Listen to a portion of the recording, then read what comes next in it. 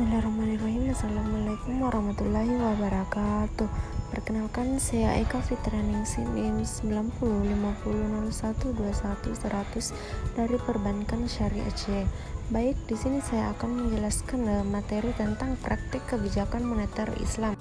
Materi pertama yaitu kebijakan moneter Islam dalam perspektif mikro dan makro. Dalam perspektif ekonomi mikro, penerapan kebijakan moneter Islam turut mengubah tata kelola dan orientasi para pelaku usaha di sektor keuangan, khususnya lembaga keuangan sebagai pemain aktif dalam sektor tersebut. Jadi singkatnya bahwa dampak kebijakan moneter Islam dalam perspektif ekonomi mikro adalah peningkatan usaha-usaha produktif di sektor real, baik secara kuantitas maupun kualitas.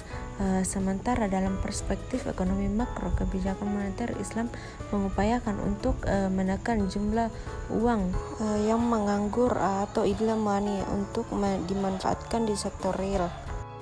Bagian B yaitu kebijakan moneter dalam sistem keuangan ganda.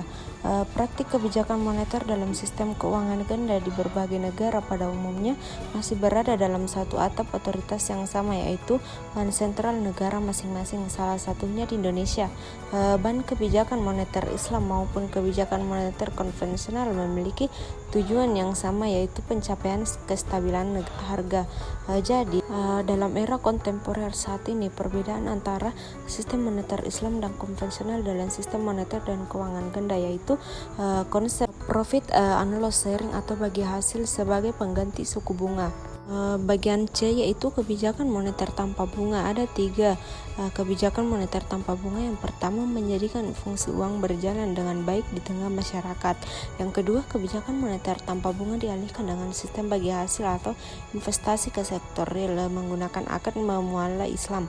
Yang ketiga, solusi yang harus dilaksanakan sebagai sebuah kebijakan moneter tanpa bunga. Bagian D yaitu praktik kebijakan moneter Islam di Indonesia dan praktik kebijakan moneter Islam di negara lain. Instrumen kebijakan moneter syariah yang telah ditetapkan otoritas BI pada perbankan syariah memiliki perbedaan mendasar dengan perbankan konvensional.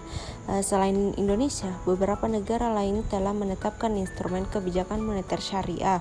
Di antaranya Malaysia dan Bahrain dengan sukuk, Kuwait, Yordania, Tunisia, dan Irian dengan dui logam atau dinar dan dirham, dan Uzbekistan. Yang terakhir yaitu aplikasi instrumen moneter Islam individu, sosial, dan ekonomi. Yang pertama, operasi pasar terbuka.